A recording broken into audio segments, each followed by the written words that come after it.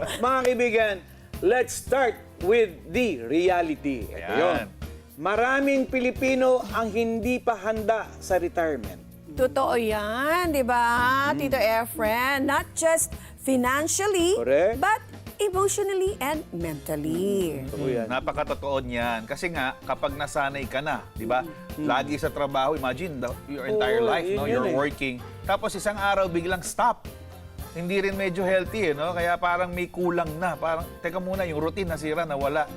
Oo nga. Di ba? Yun nga, Sir Benny, parang biglang nawala yung daily routine, Yun, oo. wala nang gigising para pumasok. Di ba? Okay, Cynthia, Yes po. ang tanong ko sa'yo, ano ang pinaka kinatatakutan mo sa retirement? Ang pinaka-kinatatakutan ko, yung mag-isa.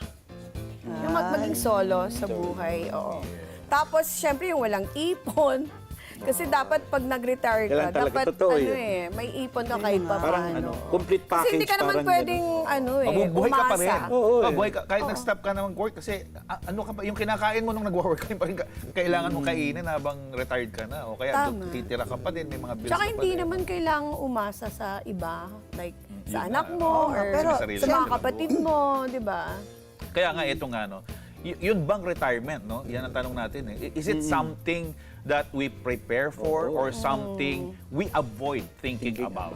Diba? Ayun. Kaya naman, nag-imbita kami ng mga ka-homemates Opo. ng mga panauhin dito sa ating tahanan Yes. upang alamin sa kanilang pagre-retiro, ito ba ay bunga ng pagkapagod, retired because they are tired, o simula ng panibagong sigla, retired but inspired? Yan, parang Yun. gusto ko Ganda yan. yun. Pagod ko yan, Ganda eh. retired but Oo. I love inspired. that. Ganda, no? Yes. Oo.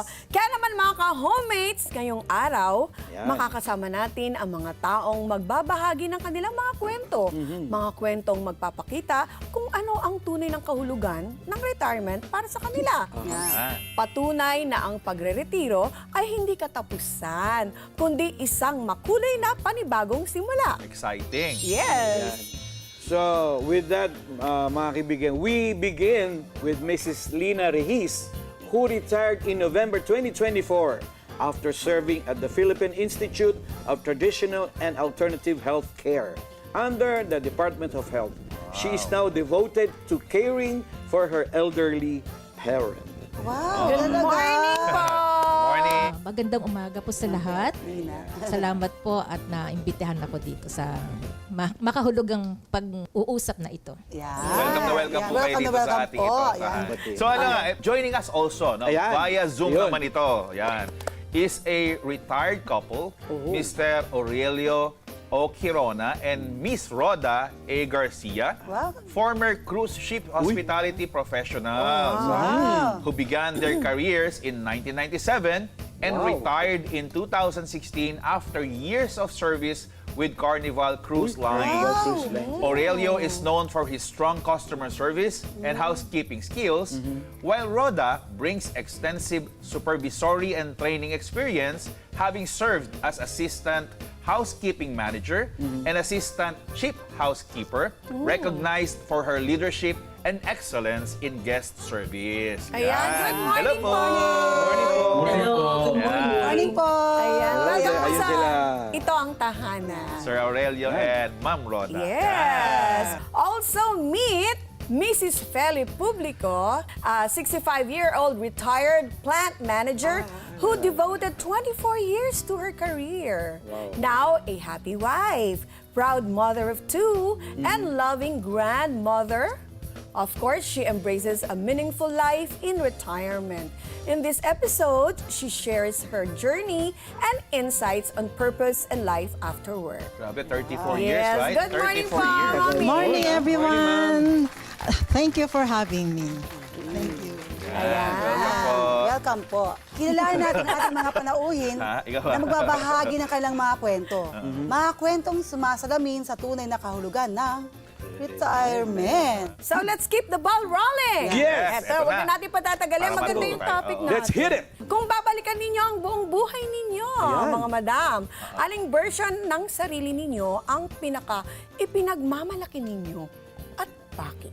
Ang best version ko, Yes, ma'am. syempre nung nung mag-graduate na ako ng college at tapos ano na ako, nakapagtrabaho na ako. Okay. Kasi ano na ako yung pagka ano ko nagtrabaho na ako, nagiging ano na ako, financially independent. Yun. Oo, hindi na ako maasa sa parents ko or ano. At higit sa lahat, yung mga kailangan ko na hindi ko na kukuha noon, nakuha ko na siya. At the same time, nakakatulong na ako sa parents ko. Ako naman, ay makahulugan yung aking pagre-retire dahil syempre nung una kasi, dalawa yung paghuhugutan mo. Pamilya at yung trabaho. Yes. Syempre nung una, talagang napakahirap. Pag binalikan ko, yung buhay ko, syempre, uunahin mo yung pamilya. Yung pamilya, kasi yung hugot mo para ikaw ay nagtatrabaho. Kasi nga, mayroon kang ambisyon para sa kanila, pamilya yes. mo. Oo. So yun yung naaalala nyo noon na Iyon. naging best experiences din habang kayo sa ay buhay. naglalakbay sa buhay. Na kayo ay naging supportive sa inyong family because of work. Yes.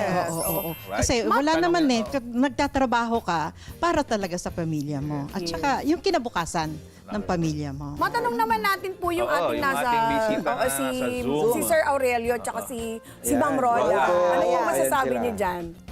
First of all, maraming salamat po sa pag-imbita sa amin. It's our Siguro ho yung nasasabi ko na for my best version ng sarili ko noon is yung I have 3 kids. Yung napagtapos ko silang tatlo at nakaya ko yung mga challenges sa buhay. Yun ang gusto kong yun ang parang best version ng sarili You are ko. proud of yourself during Yes, period yun of time po. na kahit kayo ay nag-iisa na itaguyod ninyo. Very nice. How about sir? Ang masasabi ko lang po kung babalikan ko, talagang dream kong mag-abroad. So nakamit ko yung pag-abroad. At the same time, nagtatrabaho sa hotel. Ang pinakamaganda, ako'y nagtatrabaho na sa barko, nakakapag pamasyal pa. Kung baka nakapag-world tour pa. Ayun naman Enjoy, talaga no? Pag Enjoy. nag-cruise ka The best. Opo. Kumita ng dollars, nakakapag-pamasyal pa. Yun ang Yes. pinaka-the best talaga. Working while having fun. Yes, at the Yes. same time.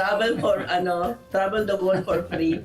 Yun. Yes. So, ang ganda ng mga sinabi ninyo.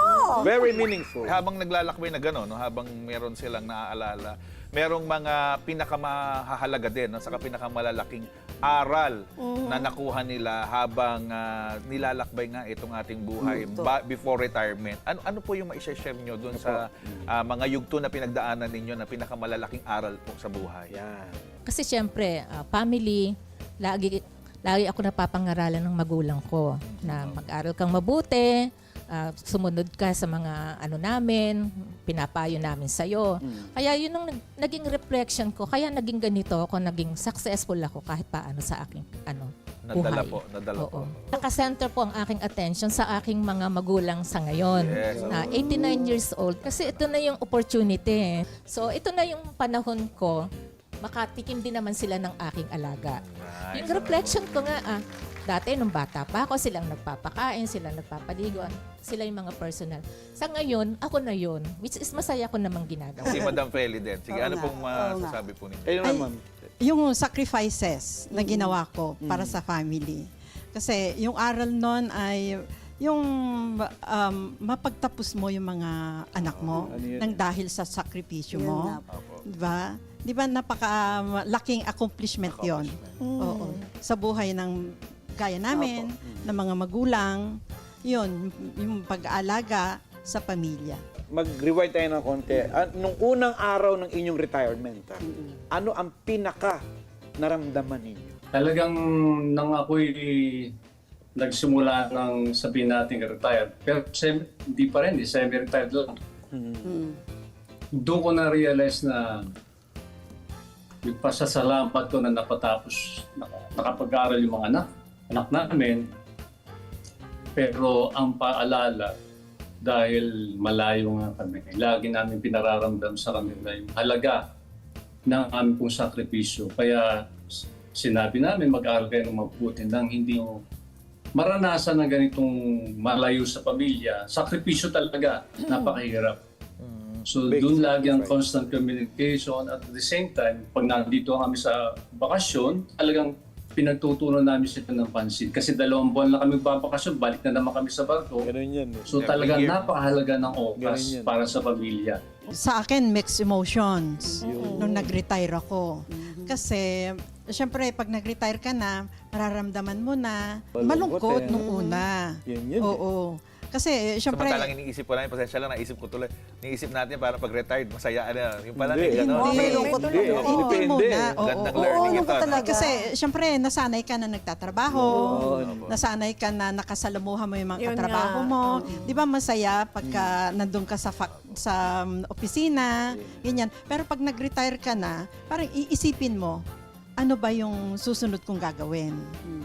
Ano ba yung next hakbang ko? Pero at the end of the day, syempre, nare-realize mo din na, senior na pala ako. Italina, may naramdaman mo ba adjustment? Ibig sabihin, meron bang time frame na talagang binabaka mo yung mga araw na nagbago bigla ang mga routine mo sa araw-araw? Meron po talaga. Una po talaga takot or uncertainty. Hindi mo alam kung anong mangyayari. Especially sa kaya ko bang mabuhay sa sa pension ko or sa ganon. Tapos pero at the same time din naman, malaya na ako sa mga ating mga routine. Pwede nang sa gumising ng opisina. tanghali. Oo, hindi na ako gigising na maaga. Pero sa ngayon, ganun pa rin naman ang routine ko. Kasi nga Maaga pa rin nasanay akong gumising. Kami po kasi, meron kami month dalawa, retired from work, not from life. So, oo nga naman. actually 50 years old kami nag-retire.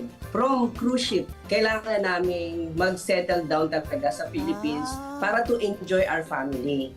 Kasi gusto namin yung malakas pa kami na pwede akong humabol sa mga apo ko Oo at naman. yung magawa namin yung passion namin Opo. na malakas pa kami, healthy pa kami. So, noong nag-retire nga kami, nami-miss din namin yung talagang minsan nag-uusap kami, parang nakakamiss yung travel namin, yung work namin, yung mga guests na ng mga nakilala namin, yung mga crew members na nakasama namin ng napakatagal na panahon.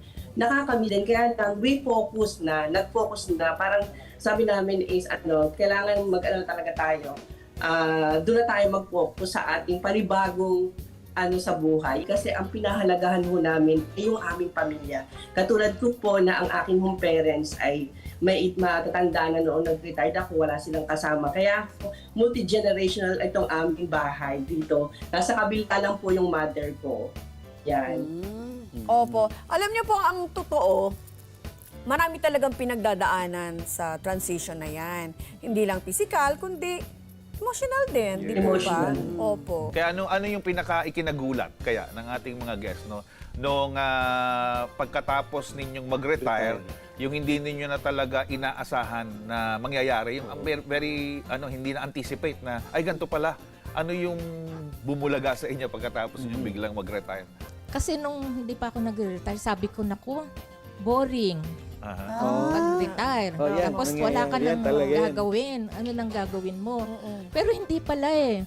Pag nag-retire ka na pala, marami ka ng option Yun. na pwede mong gawin. Di katulad dati na routine, baga, pasok. Ngayon hindi. Tapos yung iba pang ginagawa mo na nagpaplano ka sa sa trabaho mo. Ngayon iba na pinaplano mo. Maganda na kasi saan ba ako pupunta? Travel na, Travel na. Kaya Parang hindi advice naman ko sa po. inyo, Yan. pag magkaroon man kayo ng pagkakataon, even 5 days, magbakasyon kayo. Yan. Ang tanong ko is, kailan nyo na-realize na ang retirement ay hindi lang pagtatapos, kundi maaari rin maging panibagong simulain. Ayan. Na-realize namin yon nung umuwi na kami dito sa Yun. Laguna for good and to Okay. Umuwi pala sa alagaan ang aking mga parents. So sabi ko nga, iba kasi yung version ng sa amin kasi nga kami ay nasa abroad. Matagal kami sa abroad, wala kami dito. So nung narito na kami, bilang former housekeeper kami, so parang talagang kailangan namin pa rin kumilos. Hinahanap-hanap namin talaga yung katawan namin na physically ano pa rin kami, able pa rin kami sa kilos. Kaya kahit na sabihin mo na 50 plus kami noon, dito na focus aming sa lumang bahay ng lola ko. Yun kami nagdi-DIY hanggang sa parang naisip namin na ganun pala ang retirement. Yung freedom na hindi mo na kailangan may alarm clock, pero kailangan maging busy ka pa rin araw-araw physically kasi yun yung malaking tulong malaking tulong sa mga katulad namin na wala naman kami for how many years dito sa bahay na to o doon sa bahay namin noon. So ngayon focus kami ngayon dito sa bahay para maramdaman namin yung nawalang part ng buhay namin noon na nasa bahay lang ako as a mommy, siya din, daddy, parang yung ganon, yun ang aming version na gusto namin ngayon as a retirement. Ay, sa mas malalim na pananaw po naman, mas medyo malalim na pananaw, paano po natin ilalarawan yung tunay na kahulugan ng retirement para sa inyo? Sa akin, yung freedom mo na gawin yung gusto mong gawin. At tapos, Choice. oo, ngayon, kahit yung natutunan mo sa trabaho din, na i-apply mo sa bahay. Kahit ganun, siyempre ngayon ko na nakakasama 24 hours ang parents ko. Meron pa rin pala ako matutuklasan sa kanila. Na yung mga pangarap nila sa akin na hindi ko alam.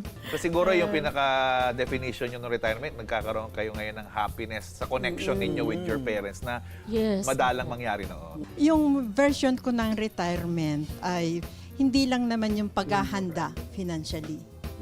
Yun ay paghahanda sa sarili mo na magmumuni-muni ka na yung tama nga si Ma'am Lina, na yung mga hindi mo nagagawa dati, ngayon nagagawa mo na.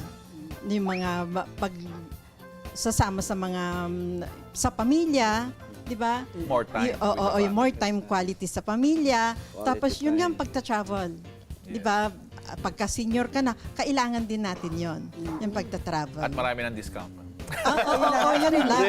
Yun. Yun yung number one. Yung may discount na sa grocery, yung sa gamot, Priority di ba? na Yun ang benefit talaga ng senior na.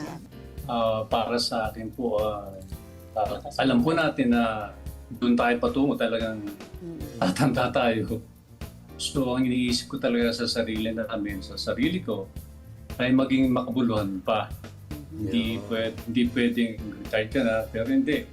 Kailangan i-utilize mo talaga lahat ng pagkakataon na magkaroon ka ng makabuluhan sa buhay mo at ganun din siyempre sa pamilya mo. Maging fruitful pa habang may oras pa. At the same time, well-inspired ka sa pinangyari sa buhay mo. Para sa akin is pagdating ng araw na mag-retire ka ay talagang handa ka na financially, emotionally, physically. Kasi sa akin kasi hindi kami nag-retire dahil pagtapos na namin ang mga anak namin at aasa kami sa kanila. No. Hindi ho ganun yung aming sa buhay. Masaya na kami kasi ayoko dumating yung araw po na mag-retire kami tapos may sakit kami. So kaya kailangan mo talagang para sa amin is yung nakafocus pa rin kami sa aming health at hindi kami naging burden sa mga anak namin.